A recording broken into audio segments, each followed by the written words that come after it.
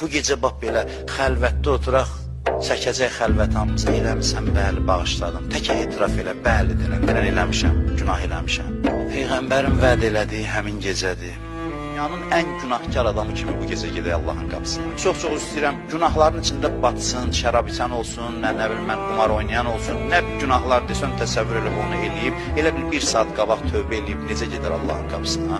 Sən mən də 18 gün oruç tutanlar da belə geçsin. Deməsinlər orucla gəlmişəm, deməsinlər neçə ilin namazını gətirmişəm, desin ki, heç nə.